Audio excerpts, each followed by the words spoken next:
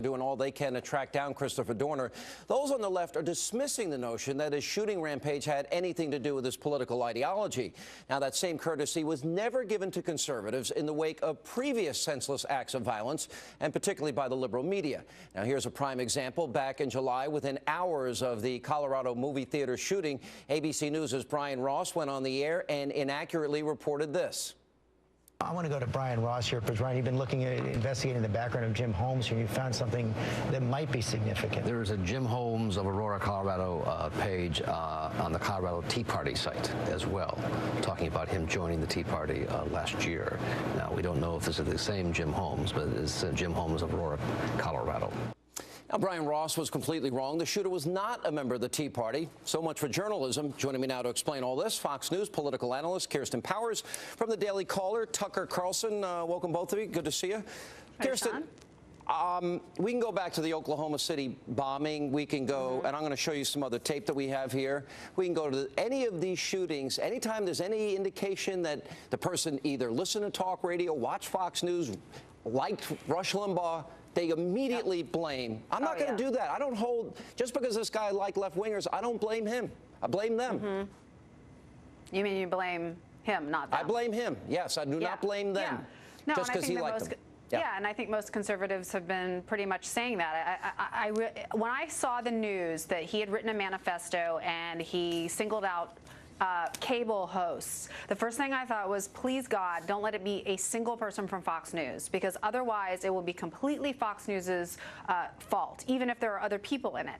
And, you know, it turns out it loves Obama, loves Hillary, loves all these left-wing cable show hosts, which of course have nothing to do with it. But we know what would happen if the shoe was on the other foot, which is that this would be, Fox News would have been blamed for any deaths that this man caused. All right, let's prove that point that you're making. We'll get Tucker involved in this. Oklahoma City bombing, NBC News, Brian Gumbel. Let's watch. The bombing in Oklahoma City has focused renewed attention on the rhetoric that's been coming from the right and those who cater to angry white men. While no one's suggesting that right-wing radio jocks approve of violence, the extent to which their approach fosters violence is being questioned by many observers, including the President of the United States. The list of those the President may have had in mind is at once long and familiar. Right-wing talk show hosts like Rush Limbaugh, Bob Grant, Oliver North, G. Gordon Liddy, Michael Reagan, and others take to the air every day with basically the same format.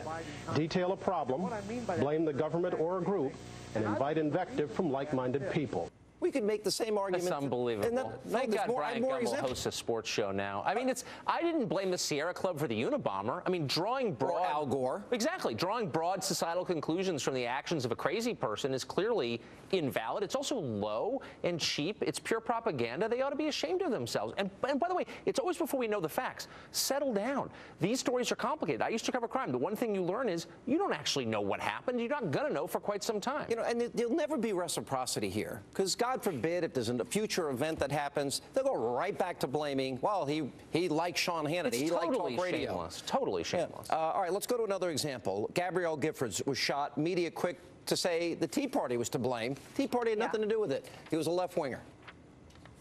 Last March, vandals damaged her Tucson district office after the health care reform vote. Giffords talked about that on MSNBC. Are you afraid?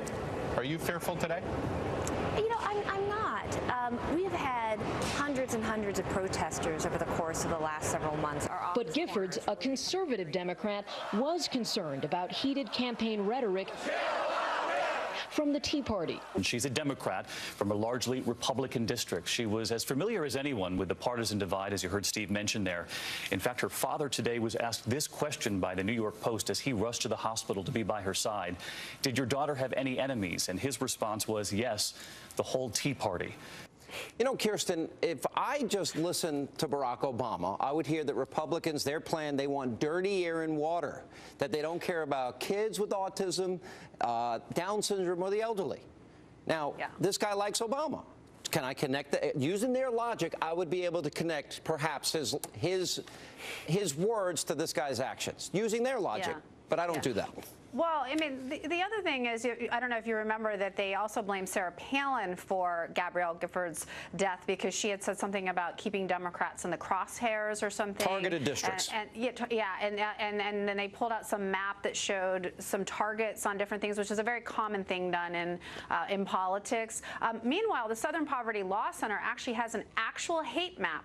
It's an actual map that shows places that they consider hate groups, and the Family Research Council is on it, and somebody went there and killed somebody. You know, I don't like the Family Research Council. I think I'm on record about that. But look, this is like an actual killing by somebody who, you know, went there because of a liberal group. Last word.